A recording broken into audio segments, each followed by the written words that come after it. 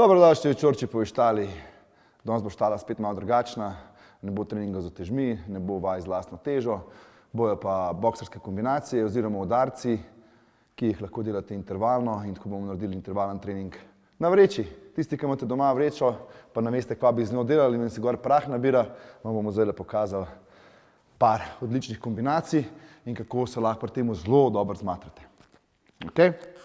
Začeli bomo preprosto z prvim direktom. Se pravi, delali bomo tiste kombinacije, ki ste se jih že naučili, oziroma tiste udarce, ki ste se jih že naučili.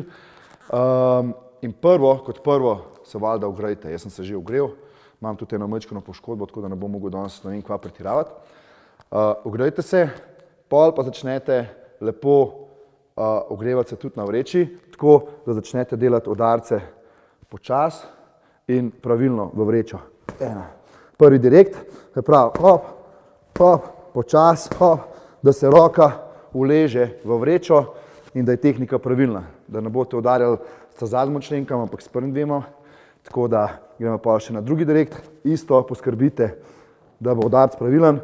Druga roka na čelu, fan zaprite boke. Na to bomo pa še dodali kroše. Prvi kroše, najprej zaprete bok in komolc je v višini udarca, da ne bo prenizko, takole. Hop, in pol še z drugo roko isto fan zaprete bok. Hop, močne krošeje, mislim na začetku lahke krošeje. To, zdaj imamo pa kar na trening.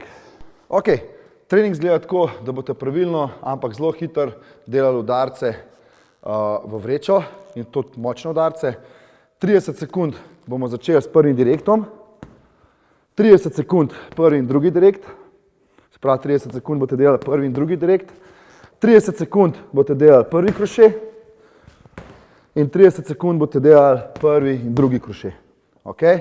Ko boste to končali, zamenjate gard in greste 30 sekund desna roka, prvi direkt, 30 sekund obe dve, okay?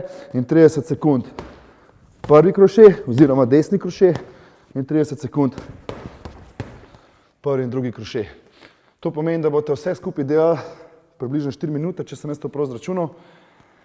Lahko pa tudi gibate okrog vreče. Tisti malo bolj izkušeni lahko gibate okrog vreče, tisti, ki ne, pa kar stojite trdno in pravilno. Ok, to pa izgleda takole. Jaz ne bom delal sicer 30 sekund, ampak vi morate. Ok, pripravljeni, 3, 4, zdaj.